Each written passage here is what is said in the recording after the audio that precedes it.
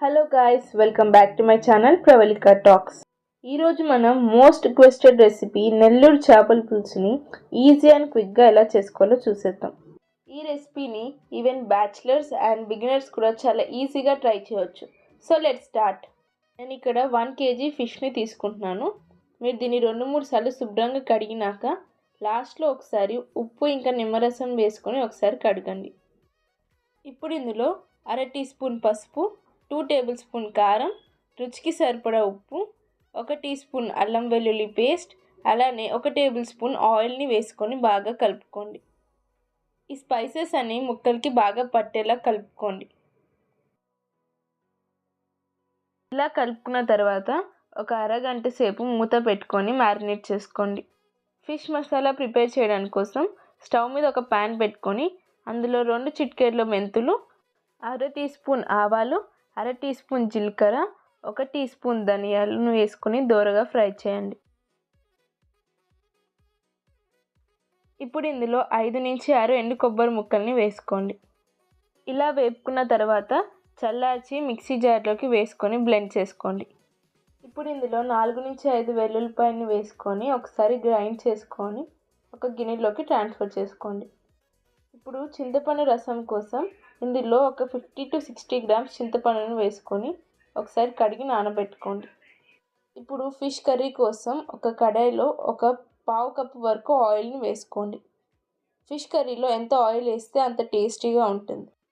Oil heat అయిన తర్వాత ఇందులో 1 కప్పు వరకు సన్నగా తరిగిన ఆనియన్ని వేసుకొని ఫ్రై చేసుకోండి. ఆనియన్స్ ఫ్రై అయిన తర్వాత ఇందులో 3 పచ్చిమిర్చి, అలానే 1 టీ స్పూన్ అల్లం వెల్లుల్లి పేస్ట్ని వేసుకొని ఫ్రై చేయండి.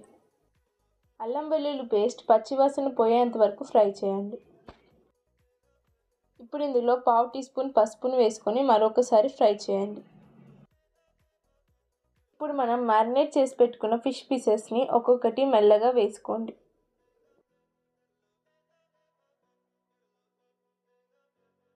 ఇలా అన్ని ఫిష్ పీసెస్ని వేసుకున్న తర్వాత మూత పెట్టుకొని మీడియం ఫ్లేమ్లో ఉడికించండి. 5 minutes తర్వాత మూత తీసి చూస్తే ముక్కల్లో నుంచి వాటర్ అనేది రావడం స్టార్ట్ అవుతుంది. ఈ స్టేజ్లో మనం నానబెట్టుకున్న చింతపండు రసంని వేసుకోండి. ఇప్పుడు ముక్కలు విరగకుండా నేను చూపిస్తున్న విధంగా కలుపుకోండి. ఇలా కలుపుకుంటే ముక్కలు విరిగిపోకుండా పర్ఫెక్ట్గా వస్తాయి. ఇప్పుడు స్టవ్ని మీడియం ఫ్లేమ్లో పెట్టుకొని మూత పెట్టుకొని ఒక 5 to 10 minutes ఉడికించండి. 10 minutes తర్వాత చూస్తే పీసెస్ అనేది ఉడకడం స్టార్ట్ అవుతుంది. పులుసు ఈ స్టేజ్లో ఉన్నప్పుడు మనం టేస్ట్ చూసుకొని రుచికి సరిపడా ఉప్పు, అలానే మనం గ్రైండ్ చేసి పెట్టుకున్న మసాలాని వేసుకుందాం. ఇప్పుడు దీన్ని ఒకసారి కలుపుకొని మూత పెట్టండి. ఫైనల్గా సన్నగా తరిగిన కొత్తిమీరని కొంచెం వేసుకొని స్టవ్ ఆఫ్ చేసుకొని